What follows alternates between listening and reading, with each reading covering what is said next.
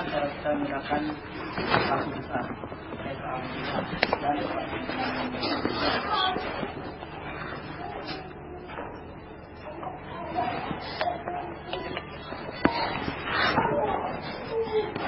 sebetulnya tadi sudah saya jelaskan. Seseorang itu dianggap sebagai ahli sunnah apabila dia mengikuti sunnah dan mengamalkan prinsip-prinsip ahli sunnah wal jamaah. Dan seorang itu dikatakan keluar dari ahli sunnah menjadi ahlul bid'ah apabila dia melakukan suatu bid'ah yang telah masyhur di kalangan para ulama. Ini dari ucapan Syekhul Islam Ibn Taimiyah, dan beliau mencontohkan seperti bid'ah Murji'ah, bid'ah Rafidah, Syiah Rafidah, dan bid'ah Khawarij. Ya. Dan saya sudah contohkan di antara bid'ah Khawarij adalah melakukan pemberontakan kepada pemerintah kaum muslimin. Maka mereka itu ahlul bid'ah. Mereka itu ahlul bid'ah. Ini dari ucapan Syekhul Islam Ibn Taimiyah. Adapun dari ucapan Al-Imam Syatibi, beliau menjelaskan dua hal.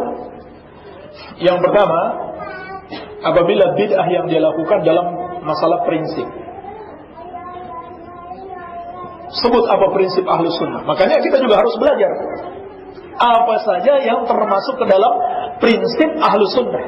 Sehingga kalau seorang melanggar prinsip ini, maka dia ahlul bid'ah. Baik. Contohnya itu tadi, saya berikan contoh. Mentaati pemerintah kaum muslimin dan tidak boleh memberontak kepada mereka. Ini disepakati para ulama termasuk prinsip ahlus sunnah. Oleh karena itu kalau kita buka kitab-kitab akidah, hampir tidak akan pernah luput bab ini. Wajib mentaati pemerintah kaum muslimin. Buka akidah Tahawiyah dan kitab As-Sunnah karya Imam Ahmad bin Hanbal dan kitab-kitab yang lainnya. Ini hampir tidak akan pernah luput.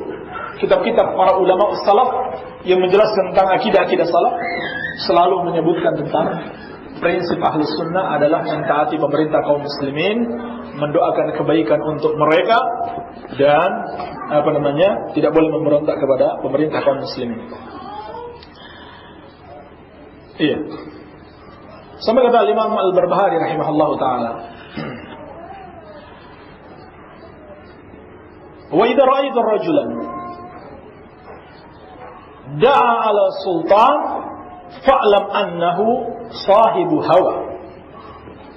Kalau engkau melihat seseorang mendoakan kejelekan kepada pemerintah, maka ketahuilah dia adalah sahibu hawa. Ini istilah para ulama, istilah lain untuk menjelaskan tentang ahlul bid'ah, sahibu hawa atau ashabul ahwa. Ya. Wa idza ra'aita rajulan da'a li sultan fa innahu sahibu sunnah insyaallah.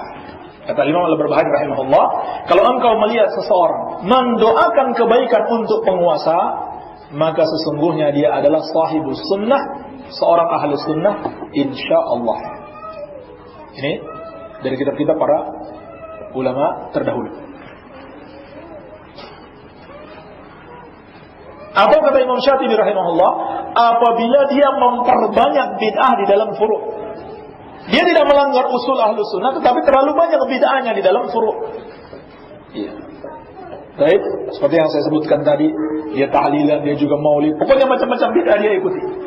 Iya. Maka ini dapat mengeluarkan seseorang dari ahlus sunnah.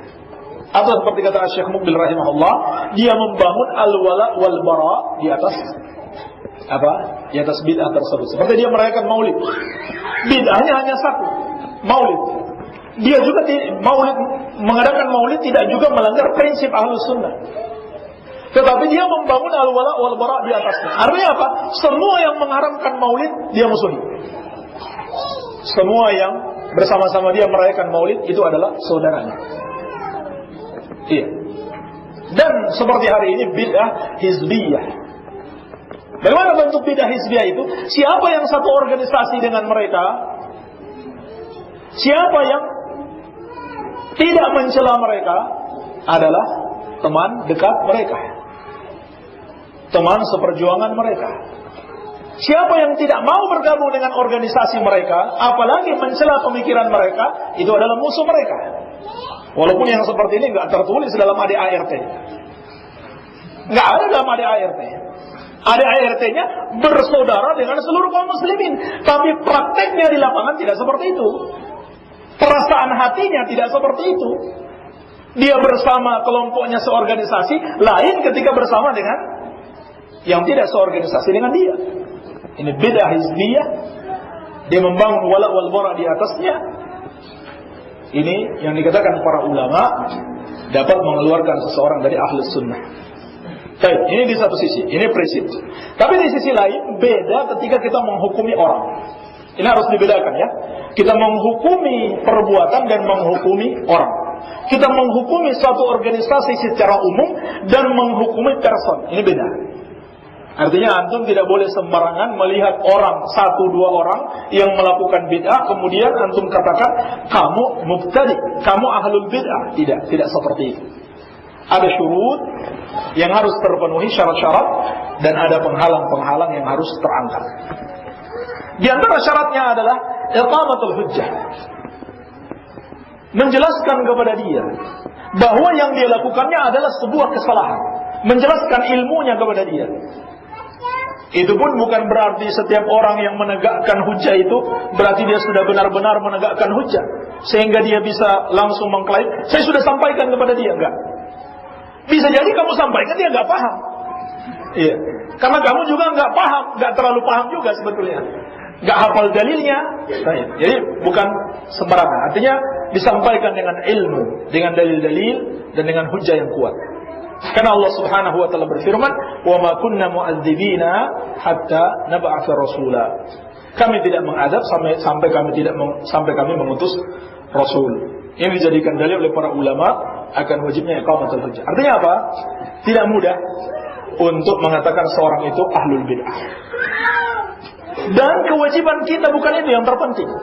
Bukan kewajiban kita yang terpenting untuk mencap orang, memvonis orang, ini ahlus sunnah, ahlul bidah. Kewajiban kita adalah pertama menuntut ilmu dan mendakwahi orang yang melakukan bidah. Selesai. Ya sudah, kalau aku melihat dia melakukan bidah, gak usah sibuk memvonis dia. Ajak dia mengikuti sunnah. Oleh karena itu, untuk bisa mengajak dia dengan baik, antum perlu menuntut ilmu. Perlu mendalami ilmu.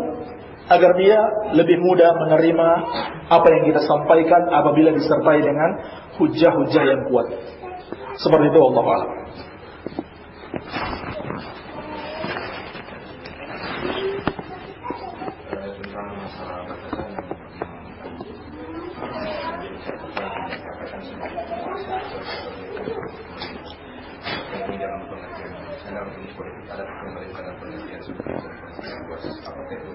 Presiden saja atau aparat semuanya, dan bagaimana jika yang melakukan pelanggaran itu dan penerimaan itu misalnya merupakan oknum yang sekedar bawahan, apakah kita boleh secara pribadi kepada dia tidak merupakan sebagai penguasa jauh.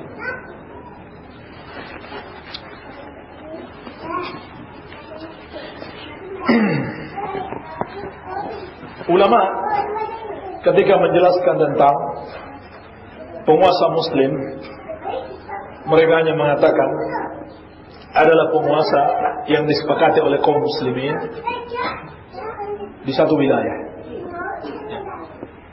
Penguasa yang disepakati oleh kaum muslimin di satu wilayah. Artinya, kalau kaum muslimin menganggap seseorang itu adalah pemimpin di satu wilayah, maka dia sah. Dia sah dianggap sebagai pemimpin. Bagaimanapun caranya meraih kepemimpinan. Bagaimanapun caranya meraih kepemimpinan. Artinya, walaupun dia meraih kepemimpinan dengan cara yang salah, seperti dengan pemberontakan atau dengan pemilu demokrasi, dan dia sudah menjadi pemimpin, maka itu kita akui sebagai pemimpin. Dan itu tidak bertentangan dengan pengharaman demonstrasi, pemberontakan dan pengharaman pemilu demokrasi. Itu tidak bertentangan. Sebab Ini adalah dua hal yang berbeda. Yang satu perintah mentaati pemimpin, yang satu perintah untuk larangan untuk demonstrasi atau pemberontakan atau pemilu demokrasi dan semisalnya. Jadi ketika seorang sudah berhasil menjadi pemimpin dan kaum muslimin menganggapnya sebagai pemimpin, maka itu kita akui, walaupun cara dia meraih kepemimpinan itu dengan cara yang salah. Dengan cara yang salah. Iya. Walaupun bahkan dia sebetulnya bukan orang yang paling berhak untuk memegang kepemimpinan tersebut, tetapi dia sudah terlanjur menjadi pemimpin, maka kita taati. Maka kita taati. Kenapa? Karena memang demikian perintah Al-Quran wa Sunnah. Perintah Al-Quran dan Sunnah seperti hadis-hadis yang saya sebutkan tadi. Dia sudah jadi pemimpin, kita taati. Iya. Kalau kita memberontak kepadanya, kita menurunkannya dengan alasan cara dia meraih kepemimpinan itu tidak syar'i, maka ketika kita memberontak kepadanya, itu juga sudah cara yang salah. Ketika kita naik menjadi pemimpin, maka orang lain juga akan mengatakan, kamu naik jadi pemimpin memberontak, maka kita harus turunkan kamu. Terus terjadi seperti itu sampai kaum muslimin tidak pernah ada yang memimpin. Dan pemberontakan itu sendiri akan melahirkan pertumpahan darah. Artinya apa? Mudaratnya lebih besar daripada manfaatnya. Mudaratnya lebih besar daripada manfaatnya. Maka demikian. Apabila dia diakui oleh kaum muslimin di negeri tersebut sebagai pemimpin, maka dia pemimpin. Walaupun cara kaum muslimin di dalam mengakuinya itu tidak sah menurut syariat. Tapi kalau dia sudah terlanjur menjadi pemimpin, maka dia dianggap sah. Sebagaimana kita juga harus mentaati wakil-wakilnya di seluruh negeri, sampai tingkat yang paling rendah sekalipun. Kenapa? Karena itu bagian dari ketaatan kepadanya. Kalau antum menyelisihi RT antum atau lurah antum, sama saja menyelisihi presiden antum. Jadi semuanya harus ditaati dengan syarat ketaatan itu ada pada perkara yang ma'ruf. Ini juga prinsip ahlu sunnah. Ketaatan itu hanya dalam perkara yang ma'ruf. La ta'ata li makhluqin fi maksiatil khaliq. Tidak ada ketaatan kepada makhluk dalam hal maksiat kepada Allah Subhanahu wa taala. Jadi mencakup. Walaupun yang dia tugaskan seorang kafir, itu mencakup. Walaupun yang dia tugaskan sebagai wakilnya seorang kafir, harus kita taat kepadanya. Kenapa? Karena itu bagian dari ketaatan kepada pemimpin yang di atasnya. Hakikatnya bukan taat kepada pemimpin wakil yang kafir tersebut. Dan kita lihat, apabila prinsip ini dilanggar, maka akan mendatangkan kemudaratan yang besar. Iya. Jadi sama saja, kalau ada orang yang ditugaskan oleh pemerintah, maka dia adalah wakil pemerintah. Menasehatinya juga tidak boleh dengan cara terang-terangan, membeberkan aibnya di media massa dan seterusnya. Dan kalau dia bawahan, maka bagus kalau dilaporkan kepada atasannya. Ya. Jadi kalau ada orang yang bersalah, maka laporkan kepada atasannya. Dan ini terjadi di masa para sahabat. Apabila ada para gubernur atau wakil-wakil dari khalifah yang bersalah, mereka lapor kepada Abu Bakar. Mereka lapor kepada Umar. Iya. Walaupun kadang-kadang yang mereka laporkan itu hanya bentuk hasad kepada para sahabat yang ditugaskan oleh Umar. Sebagaimana juga Umar, ketika beliau ingin mengetahui bagaimana kinerja pejabat-pejabatnya, wakil-wakilnya di daerah, dia bertanya kepada rakyatnya. Dia bertanya kepada masyarakatnya. Maka ini yang harus kita lakukan. Kalau kita lihat ada oknum di kelurahan misalnya suka pungli, ya, laporkan kepada lurahnya. Lurahnya nggak mempan, laporkan kepada camatnya. Camatnya nggak mempan, laporkan kepada ke atasnya terus. Ya. Jangan antum membiarkan di media massa.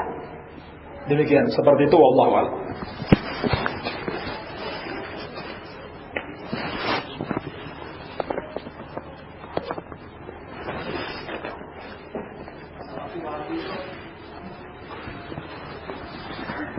Istilah Wahabi atau sebelumnya istilah Salafi adalah nama lain daripada Ahlus Sunnah wal Jamaah. Istilah Salafi adalah nama lain daripada Ahlus Sunnah wal Jamaah. Salafi artinya pengikut salaf. Dan salaf itu adalah Rasulullah sallallahu alaihi wasallam dan para sahabatnya. Adapun istilah Wahabi adalah istilah yang dibuat oleh ahlul bid'ah, oleh para pelaku kesesatan untuk menjelek-jelekan Ahlus Sunnah wal Jamaah. Kenapa mereka buat istilah itu? Agar supaya kedengaran buruk, kedengaran jelek. Karena kalau disebut Ahlus Sunnah wal Jamaah kan bagus banget. Kalau disebut Salafi juga sangat bagus kalau orang tahu maknanya. Maka disebut Wahabi. Wahabi kedengaran asing di tengah masyarakat. Seakan-akan ini betul-betul ajaran baru. Namanya aja baru kita dengar. Padahal hakikatnya penyandaran kepada Wahhab sesuatu yang sangat bagus sebetulnya. Al-Wahhab ismun min asma'illah. Wahhab itu salah satu nama Allah. Iya. Dan yang mereka maksudkan adalah Wahabi itu pengikut Syekh Muhammad bin Abdul Wahhab. Syekh Muhammad bin Abdul Wahhab. Kenapa? Karena mereka begitu memusuhi Syekh Muhammad bin Abdul Wahhab. Kenapa mereka memusuhi?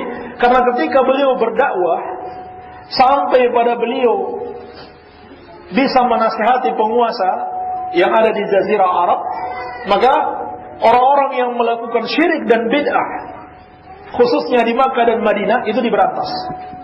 Ya, betul-betul diberantas, mereka tidak diberikan kebebasan sampai mereka sangat benci dengan Syekh Muhammad bin Abdul Wahhab. Sehingga apa? Untuk menjelek-jelekan Ahlus Sunnah, mereka buat istilah Wahabi. Iya. Dan dalam catatan-catatan sejarah, yang pertama, sesungguhnya yang pertama membuat istilah Wahabi itu adalah orang-orang Inggris, penjajah Inggris. Iya. Ketika menghadapi para mujahid di India, mereka katakan, ini para mujahid kalau begitu adalah pengikut Wahabi. Kenapa? Karena mereka tidak mau tunduk dengan penjajahan Inggris. Itu adalah sifat Wahabi yang ada di Arab Saudi. Pada akhirnya Ahlul Bid'ah mengikuti penamaan tersebut yang intinya untuk menjelek-jelekan, walaupun kalau dikaji maknanya, itu maknanya baik. Al-Wahhab itu nama Allah. Itu nama Allah, disandarkan kepada nama Allah. Dan sebetulnya itu adalah apa? Kelancangan mereka, kurang ajar mereka kepada Allah Subhanahu wa taala. Nama Allah digunakan untuk menyandarkan orang yang mereka benci. Kenapa tidak dikatakan Muhammadi? Kan namanya Syekh Muhammad bin Abdul Wahhab. Justru nama Allah di belakang yang mereka ambil. Iya. Ini kurang ajar namanya kepada Allah Subhanahu wa taala, tidak menghormati nama Allah Subhanahu wa taala. Intinya seperti itu, wallahu a'lam.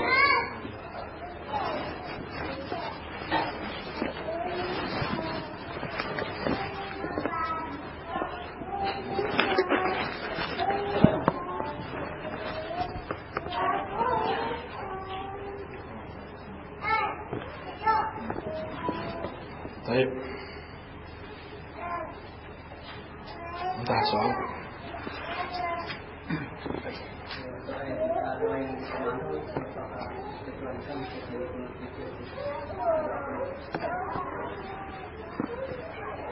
Doa kunut witir bagian dari sholat. Kunut witir bagian dari doa yang dibaca di dalam sholat.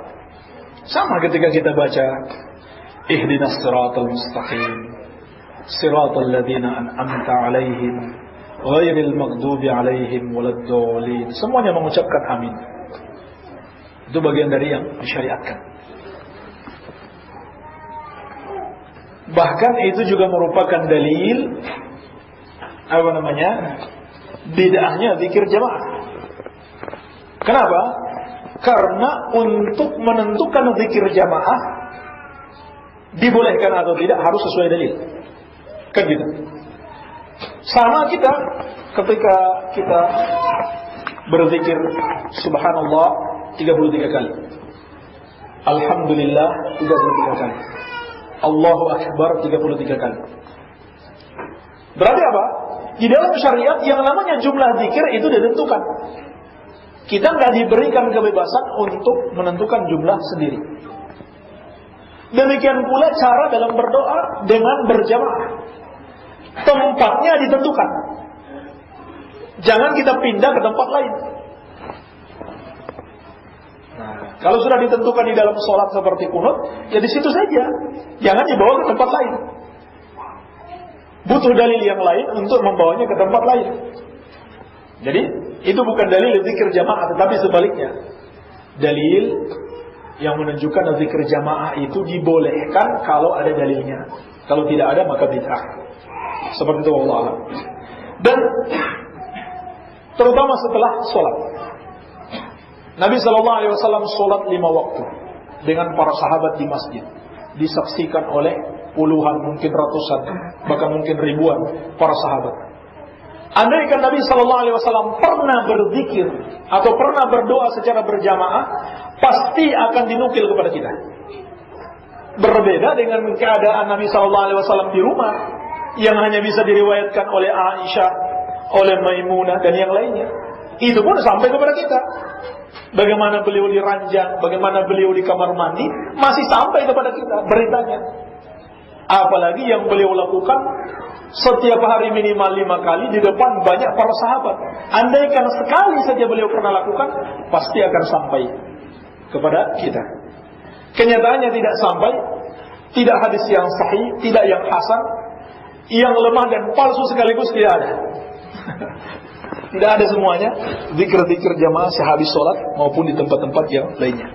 Yang ada aja adalah sebuah riwayat yang sahih diriwayatkan oleh Imam Ad-Darimi dan disahihkan oleh Syekh Al-Albani, yaitu tentang kisah Ibnu Mas'ud melarang zikir jamaah.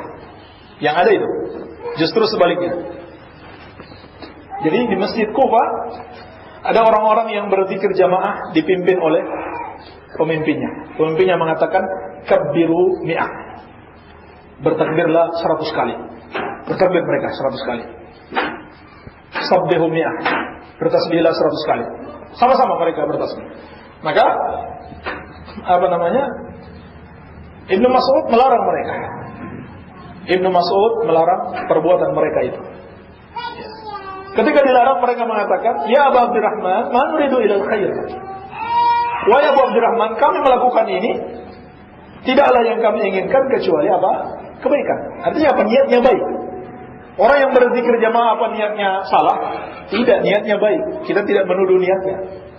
Niatnya baik. Niatnya apa? Beribadah kepada Allah. Kan gitu. Sama dengan yang dilarang oleh Ibnu Mas'ud. Ketika mereka sedang berzikir jamaah, mereka katakan, "Ya Abu Abdurrahman, kita berniat baik." Maka apa jawab Ibnu Mas'ud radhiyallahu anhu?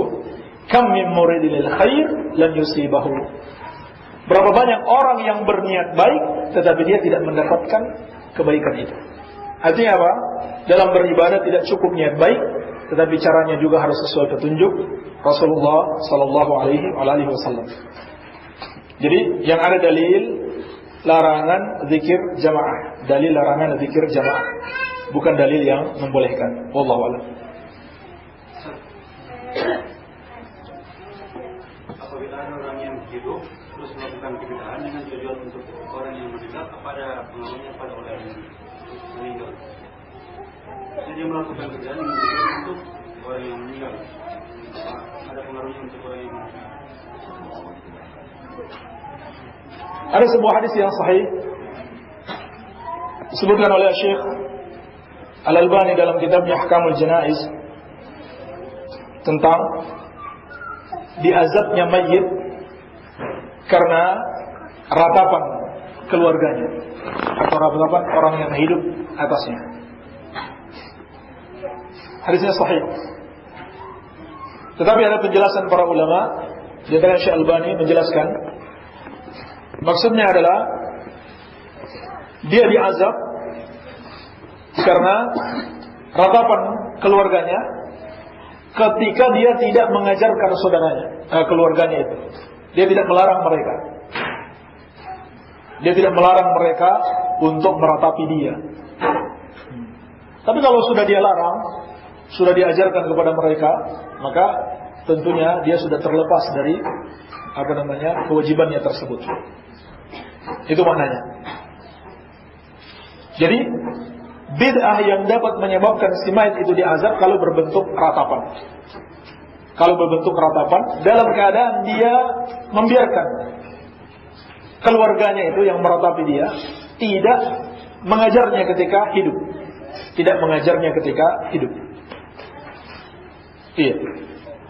Adapun selain daripada itu, maka dalil yang menunjukkan firman Allah Subhanahu wa taala, "Wala taziru waziratun wizra ukhra." Seorang tidak menanggung dosa orang lain. Ini selain daripada ratapan tadi. Seorang tidak menanggung dosa orang lain. Sebagaimana amalan seseorang juga tidak akan diberikan kepada orang lain. Ya. Amalan seseorang tidak juga diberikan kepada orang lain. Jadi percuma kalau kita membaca Al-Quran, kita niatkan pahalanya dikirim untuk orang yang sudah mati.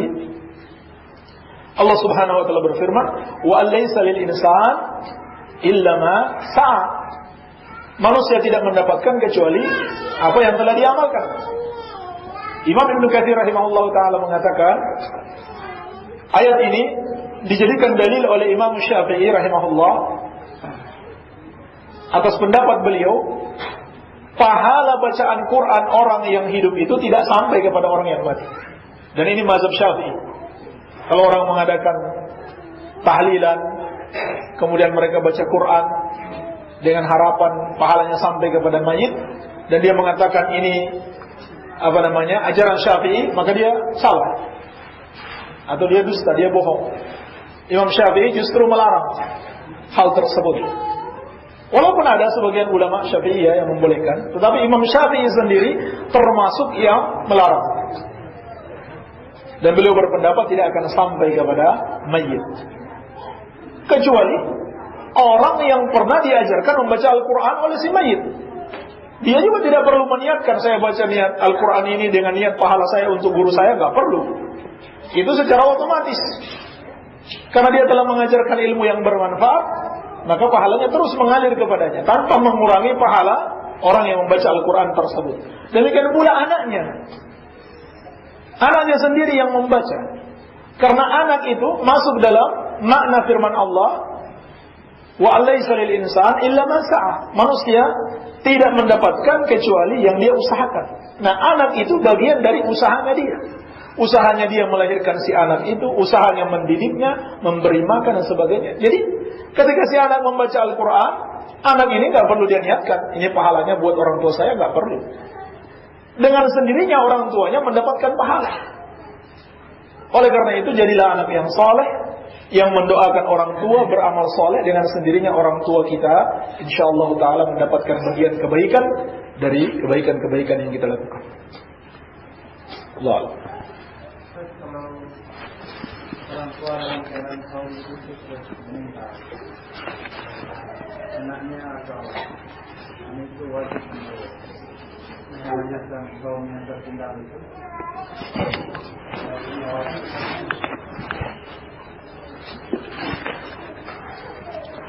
Dalam hadis yang sahih, Nabi sallallahu alaihi wasallam bersabda, "Man mata wa alaihi shaum, shama anhu waliyuhu."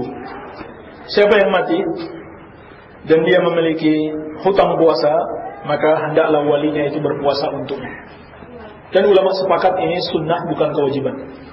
Ulama sepakat ini sunnah bukan kewajiban bagi si wali. Afwan, bukan kesepakatan, tapi pendapat yang paling kuat ini adalah sunnah, bukan kewajiban bagi si wali. Baik. Tetapi ulama menjelaskan yang dimaksud wa alaihi shaum dia memiliki hutang puasa adalah ketika dia memiliki waktu untuk berpuasa dan belum sempat dia kerjakan. Dan dia punya keinginan untuk mengerjakannya. Dan dia meninggalkan puasa itu bukan sebuah kesengajaan. Diperhatikan ya. Ini berhubungan semua. Satu, dia memiliki hutang puasa yang dia memiliki kesempatan tapi belum sempat dia kerjakan. Kedua, dia memiliki kemauan untuk membayar hutang itu, cuman belum sempat. Yang ketiga, dia bukan sengaja meninggalkan puasanya itu. Ini syarat-syaratnya. Baik. Yang pertama, dia memiliki waktu. Maksudnya, misalkan dia sakit. Dia sakit di pertengahan Ramadan. Sakitnya berlanjut sampai tanggal 7 Syawal. Tanggal 7 Syawal dia meninggal dunia. Ada waktu nggak dia untuk membayar puasanya? Nggak ada waktu. Nggak ada waktunya. Kalau dia sudah sempat sehat misalkan pada tanggal 2 Syawal, tapi dia belum sempat mau berpuasa, ya mungkin masih banyak kue, sayang mau puasa. Terus dia meninggal tanggal 7 Syawal. Dia punya hutang puasa berapa? 15 hari. Karena dia sakit tanggal 15. Tetapi dia kesempatan untuk membayar puasanya cuma tanggal 2 sampai tanggal 7. Berarti berapa hari? 6 hari. Berarti cuma 6 hari itulah yang diqadha. Walaupun dia punya utang 15 hari. Kenapa? Karena memang waktunya sudah tidak ada bagi dia. Baik. Syarat yang kedua, memang dia punya keinginan untuk mengqadha. Kalau dia sendiri sudah tidak punya keinginan, berarti dia sengaja meninggalkan puasa. Tidak ada manfaatnya orang lain mau qadha untuk dia. Yang ketiga, dia tinggalkan bukan karena kesengajaan, mungkin karena sakit. Kalau dia sengaja meninggalkan puasa, bahkan pendapat yang paling kuat, kalau dia sendiri pun yang mengqadhanya, nggak sah puasanya. Sama dengan sholat. Orang meninggalkan sholat dengan sengaja sampai habis waktunya, terus dia mau mengqadhanya, nggak perlu. Qadha itu hanya diberikan kepada orang yang tidak sengaja, orang yang memiliki uzur. Kata Nabi sallallahu alaihi wasallam, "Man nama an salatin aw nasiyaha falyaqdiha idza dzakaraha." Siapa yang tertidur dari satu salat, kemudian atau dia lupa, maka hendaklah dia qadha ketika dia ingat. Artinya apa? Ada uzurnya. Bukan kesengajaan. Dia tertidur dan dia lupa, dia qadha. Itu yang dimaksud dengan qadha. Bukan dia sengaja meninggalkan salat sampai habis waktu karena nonton bola, baru dia mau qadha, bukan. Bukan seperti itu. Itu tidak ada dalilnya. Dan ini pendapat yang benar, pendapat yang dikuatkan oleh Syekhul Islam dan juga Syekh Ibnu Utsaimin.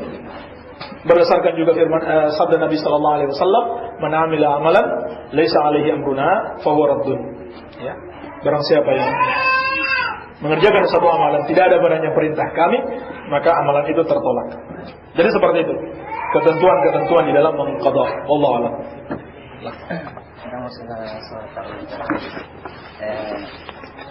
Kalau witir itu kan yang penutup dari salat sunnah salat malam. Kita pahami seperti itu. Kemudian ketika kita sholat tarawih bersama dengan jamaah yang ada di kampung, maka sekalian dibarengi dengan sholat witir sekalian.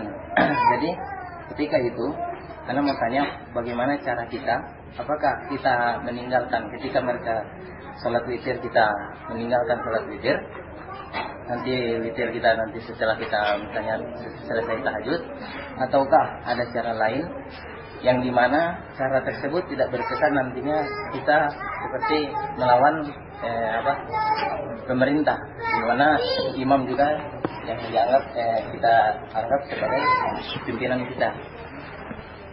Apakah ada cara lain yang bisa kita kerjakan untuk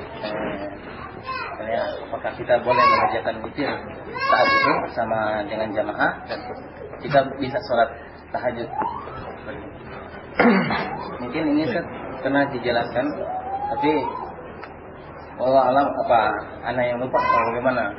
Sudah pernah dijelaskan oleh Ustaz, cuman sudah lupa. Yang paling afdal, yang paling bagus adalah sholat dengan mengikuti imam sampai imam selesai sholat. Dia sholat 8, kita sholat apa, dia sholat 11, kita sholat 11, dia sholat 23, kita 23. Ini yang paling bagus. Jangan kita putuskan sholat ketika imam belum selesai. Karena Nabi SAW bersabda, innahu man qama ma'al imam hatta yansarif kutiba lahu qiyamul lailatin. Siapa yang sholat bersama imam sampai imam selesai, maka akan dituliskan untuknya sholat sepanjang malam itu. Subhanallah, pahalanya sangat besar. Jadi rugi sekali kalau dia meninggalkan imam. Dan ini tercela, dapat secara zahir tidak baik dilihat, ya. Tidak baik dilihat adanya perbedaan, perselisihan antara kaum muslimin dalam hal ibadah. Iya. Ya minimal dia menyelisihi al-afdaliyah, menyelisihi sesuatu yang lebih afdal. Baik. Adapun kalau dia mau masih ingin sholat malam, tidak mengapa, insyaallah taala silakan sholat saja. Walaupun dia sudah sholat witir, hanya saja dia tidak perlu witir lagi. Itu saja, dia tidak perlu witir lagi. Ini yang boleh dan yang paling bagus insyaallah, daripada misalkan imam sudah salam dia tambah 1 rakaat lagi, nanti orang bilang apa ini? Hal-hal yang seperti itu yang menimbulkan keanehan-keanehan di tengah-tengah masyarakat, dan itu bukan suatu kewajiban, maka ditinggalkan. Mendatangkan sesuatu yang membuat masyarakat menjadi berprasangka buruk, boleh ditinggalkan dalam artian ditunda, ya, ditunda sampai mereka paham. Ya, dia sholat 8 selesai, dia tidak mungkin pulang, dia mau bikin 20 di rumah. Boleh. Ya itu tadi. Kalaupun kita katakan boleh, tetap saja dia menyelisihi hal yang lebih utama. Kan itu tadi hadisnya. Kalau dia sholat terus bersama imam sampai imam selesai, pahalanya seperti sholat semalam penuh. Jadi dia nggak dapat sholat itu, walaupun dia sholat berapa rakaat separuh malam, tetap saja dia tidak dapat sholat semalam penuh.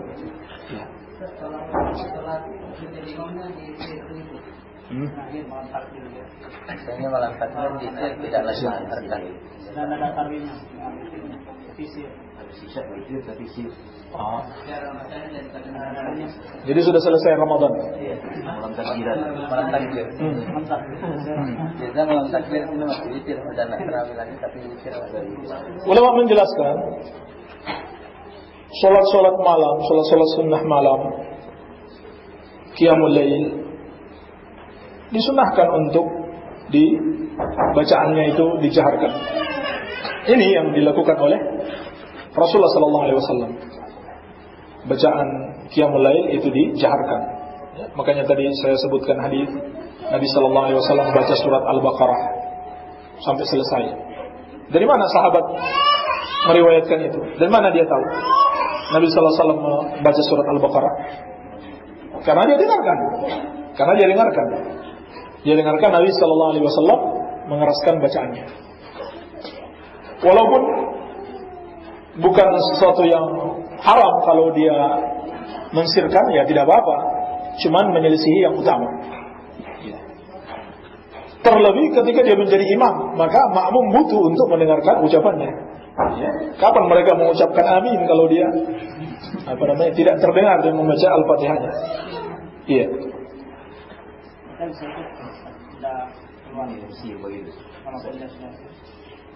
Bisa saja, enggak masalah, tapi usahakan kita membaca Al-Fatihah.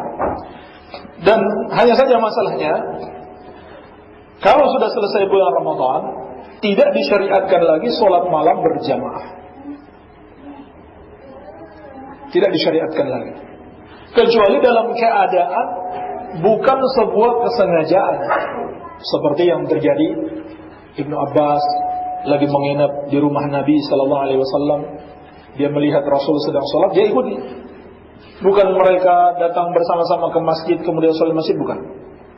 Itu nggak disyariatkan. Karena antum bilang malam takbiran berarti sudah selesai Ramadan. Ya, itu nggak disyariatkan lagi. Yang disyariatkan tarawih dan witir hanyalah di bulan Ramadan dilakukan bersama-sama berjamaah di masjid. Selain itu enggak. Iya. Makanya ada istilah acara yang mereka adakan, kemudian qiyamul lail berjamaah, ya. Acara mabit, malam bid'ah. Kemudian qiyamul lail berjamaah itu enggak disyariatkan seperti itu. Enggak disyariatkan seperti itu.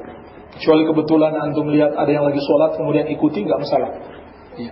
Minimal bisa dikatakan dia mengantarkan kepada bid'ah.